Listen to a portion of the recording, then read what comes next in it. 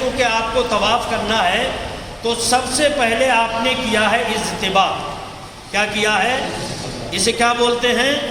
اجتباء، یعنی دہنا کندھا آپ نے کھول لیا، دہنے کندھے کے بغل کے نیچے سے چادر نکالی اور بائیں کندھے پر ڈال لیا آپ نے کر لیا اجتباء۔ اب اجتباء کرنے کے بعد میں آپ کریں گے طواف کی نیت، کیونکہ آپ کو طواف کرنا ہے۔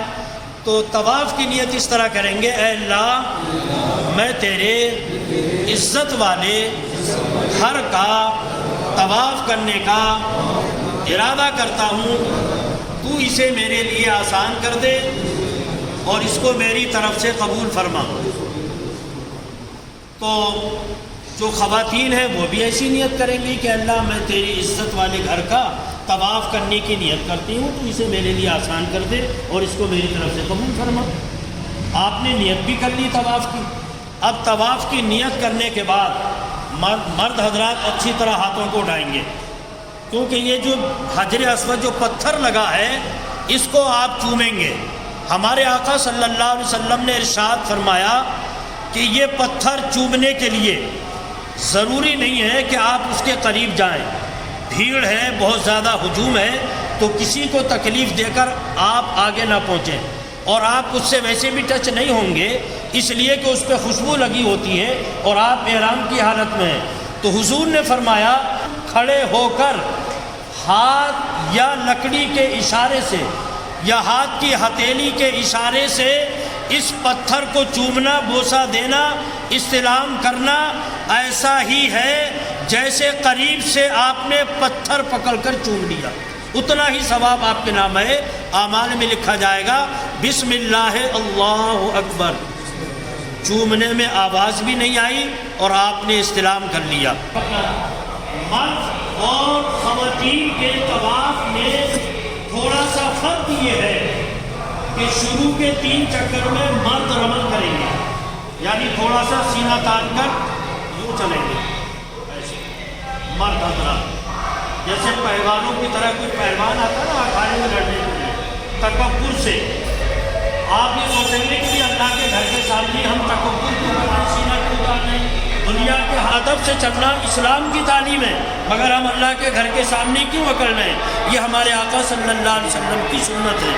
ہم طواف کرتے جا رہے ہیں اور تیسرا کلمہ پڑھتے جا رہے ہیں، سبحان اللہ والحمد للہ ولا الہ الا اللہ واللہ اکبر ولا حول ولا قوة الا باللہ العلی العظیم، الصلاۃ والسلام علیک یا رسول اللہ، الصلاۃ والسلام علیک یا نبی اللہ، الصلاۃ والسلام علیک یا حبیب اللہ، الصلاۃ والسلام علیک محمد رسول اللہ صلی اللہ تعالی علیہ وسلم۔ ایک مرتبہ اگر ختم ہو جائے درود شریف تو پھر سے آپ پڑھ سکتے ہیں الصلاۃ والسلام علیک یا رسول اللہ۔ ہم پہلے آپ کو بتا چکے ہیں کہ کعبہ شریف کے 4 کونے ہیں، ہاتھوں کو اٹھا کر مرد حضرات اپنے ہاتھوں کو اٹھا کر اور خواتین حضرات اپنے ہاتھوں کو یوں نارمل رکھ کر ہاتھوں کو اٹھا کر یہ دعا مانگیں، ربنا آتنا فی الدنیا حسنہ وفی الآخرۃ حسنہ وقنا عذاب النار وادخلنا الجنۃ مع الابرار یا عزیز یا غفار یا رب العالمین۔ یہ ہم نے دعا مانگ لی، یہاں سے یہاں تک ہمارا 1 چکر ہو گیا۔ جو حتیم کے باہر سے ہم چکر لگائیں گے وہی چکر گنتی میں مانا جائے گا، اس کے اندر سے اگر کوئی بھول سے نکل گیا تو یہ چکر نہیں مانا جائے گا۔ اس طرح سے پورے 7 چکر آپ لگاتے رہیں گے، ہر چکر پر رکن یمانی سے دعا کرتے رہیں گے جو ابھی آپ نے سنی ہے، اور ہر چکر حجر اسود کے سامنے آ کر ہی ختم ہوگا، اور پھر اس کے بعد میں آپ بسم اللہ اللہ اکبر کہہ کر پتھر کو چومتے رہیں گے۔ اس کے بعد میں 7 چکر جب پورے ہو جائیں تو 7 چکر جب پورے ہوں گے تو مرد حضرات کی یہ ذمہ داری ہے سب سے بڑی کہ یہ جو کندھا کھولا تھا، یہ کندھا جو کھولا تھا، اب اس کندھے کو ہم ڈھکیں گے۔ اس لیے ڈھکیں گے کہ اب ہمیں 2 رکعت نماز واجب الطواف کی ادا کرنا ہے۔ آپ پوچھیں مسئلہ کہ بھئی اگر اتفاق سے ہم بھول گئے کندھا ڈھکنا اور ہم نے نماز نہیں پڑھی، نماز ایسے ہی پڑھ لی، تو کیا وہ نماز ہوگی یا نہیں ہوگی؟ وہ نماز نہیں مانی جائے گی۔ کندھا ڈھک کر ہی ہمیں نماز پڑھنا ہے، اور یہ نماز چاہے عمرہ کا طواف ہو چاہے نفلی طواف ہو، 7 चक्कर पूरे करने के बाद में 2 रकत नमाज ये वाजिब ही होती है, जिसे वाजिबुत तवाफ के नाम से अदा की जाती है। अब हमने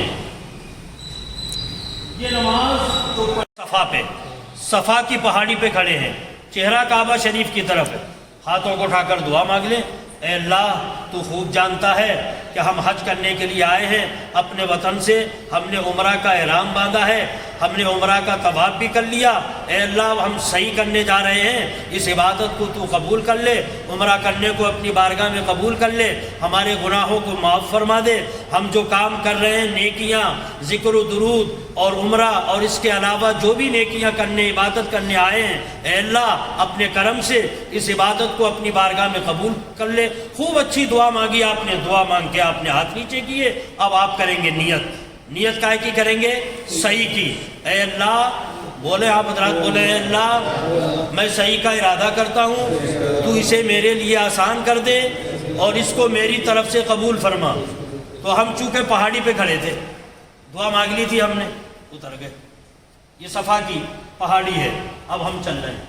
तो मैं आपको बताऊंगा, चूँकि यहाँ तो प्रैक्टिकल है ना, वहाँ इतनी छोटी सी जगह थोड़ी है, आप यूँ मान लें छत के नीचे जा रहे हैं, जैसे ये छत है, तो ये जो फैन लगा हुआ है ये तो पहली ग्रीन लाइट है, उसके बाद में वो दूसरा वाला जो पिलर है उसको दूसरी ग्रीन लाइट मान लेते हैं, क्योंकि वो उसमें लगी हुई है छत में, वो पता देती है इस बात का, किस बात का, कि यहाँ से तो हम नॉर्मल चल रहे हैं, चौथा कलमा पढ़ते चलें।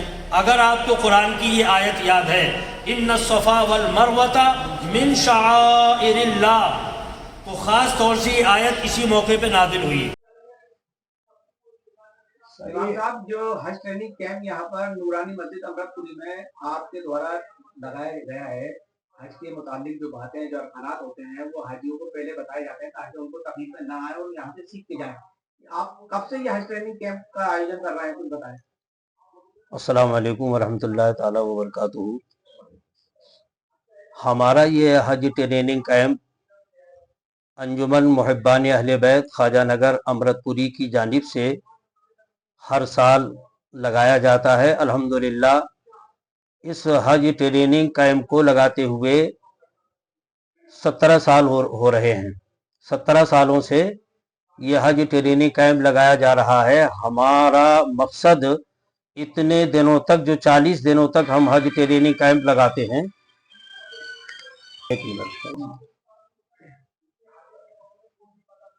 अल्हम्दुलिल्लाह हमारा हर साल ये हज ट्रेनिंग कैंप 40 दिनों का ये ट्रेनिंग कैंप लगाया जाता है। अंजुमन मुहिब्बान अहले बैत ख्वाजा नगर अमृतपुरी की जानिब से 40 दिनों तक हज ट्रेनिंग कैंप लगाने का हमारा मकसद ये है कि हज के मुक़द्दस सफ़र पर जाने वाले हुज्जाज किराम और हज्जन साहिबात यहाँ से हज के मसाइल सीख कर जाएँ।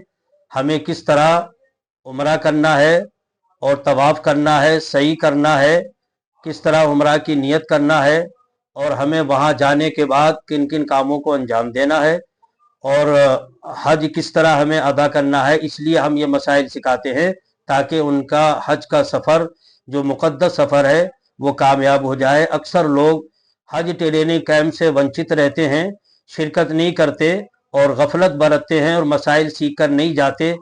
वहाँ उनको बड़ी परेशानियां भी उठाना पड़ती है, शर्मिंदगी भी हासिल करना पड़ती है और गलतियों का कफ़ारा, दम वगैरह भी देना पड़ता है। उन गलतियों से बचने के लिए हम ये 40 दिनों का हज ट्रेनिंग कैंप लगाते हैं और हम ये पैगाम देना चाहते हैं कि हुज्जाज किराम, हज्जन साहिबात ज़रूर हमारे 40 दिनों के हज ट्रेनिंग कैंप में, जो अंजुमन मुहिब्बान अहले बैत की ज़ेर एहतमाम ख्वाजा नगर अमृतपुरी की नूरानी मस्जिद में लगाया जाता है, ज़रूर शिरकत करें और अपने हज के मुक़द्दस सफ़र को कामयाब बनाएं। ये कब से कब तक लगाते हैं, मतलब कौन सी तारीख से शुरू करते हैं? हमारा इमसाल 9 अप्रैल से शुरू हुआ है और 40 रोज तक, इस्लामी तारीख 10, ईद उल फितर की 10 तारीख से शुरू होता है।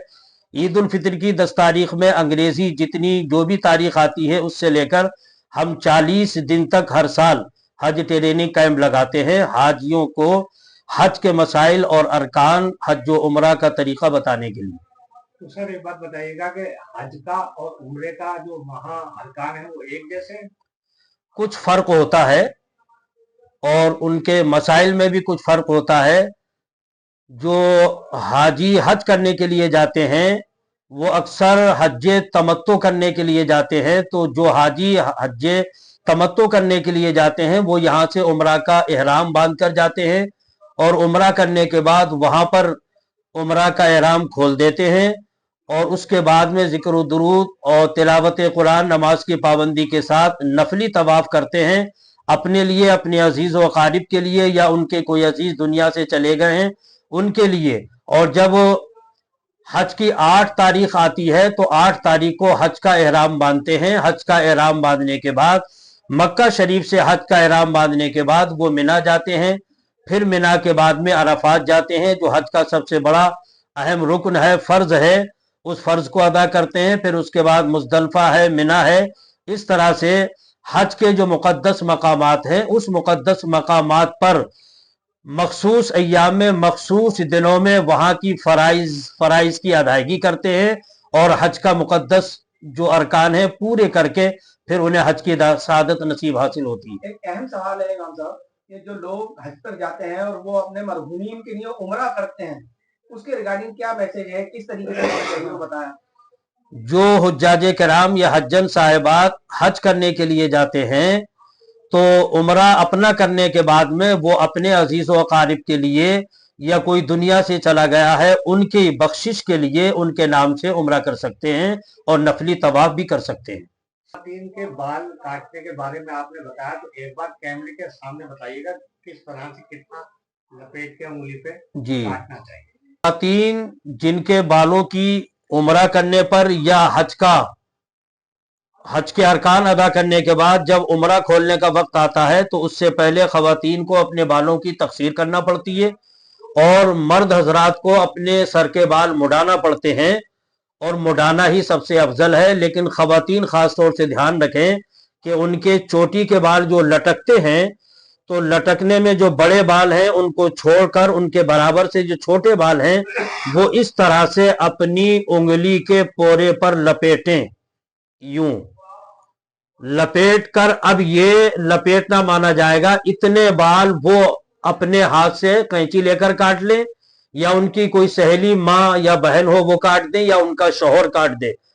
तो इस तरह लपेटने के बाद में इस वाजिब पर खास तौर से तवज्जो देकर अपने बालों की तकसीर करें। इससे अगर कम काटेंगे, खाली नोक भर काट दिया या हल्का सा बढ़ा के काट दिया तो वो वाजिब अदा नहीं होगा। उनका उम्रा या हज के मौके पर वो उनकी जो तकसीर है वो वाजिब जो उन्हें अदा करना था वाजिब रह जाएगा और काम पूरा नहीं होगा। तो खास तौर से खवातीन हजरात इस बात का ध्यान रखें कि एक पोरे के बराबर इस तरह बाल लपेटें और अपने बालों को काटें।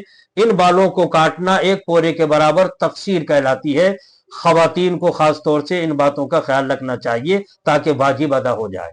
अगर इसमें उम्रा करने में या हज के अरकान अदा करने में जितनी बड़ी गलती होती है उतना ही बड़ा उसका कफारा होता है। अगर किसी का वाजिब छूटा है तो वाजिब छूटने पर अगर मौका है तो वो उसको दोबारा वही कर ले गलती से बचने के लिए। और इत्तेफाक से अगर गलती इतनी बड़ी हो गई, कोई वाजिब छूट गया और वक्त उसका निकल गया, वाजिब छूटने का वक्त निकल गया तो उसको दम देना पड़ेगा। दम देने का मतलब होता है जो उसने गलती की है उसका कफारा यानी कुर्बानी देना पड़ेगी। बड़े जानवर में एक हिस्सा लेना या छोटे जानवर को जैसे बकरा है या बकरी पूरा जानवर खरीद कर वो कुर्बान करना, हरम शरीफ में ही कुर्बानी देना, हज की कुर्बानी हो या दम की कुर्बानी हो, ये कुर्बानी हुदूद हरम में ही की जाती है। किसी मुल्क में अपने घर पर या कोई मुल्क वाला अपने मुल्क में कराना चाहे तो इस गलती का कफारा दम देकर वो अपने मुल्क में नहीं करा सकता, हुदूद हरम में ही कुर्बानी करनी होगी।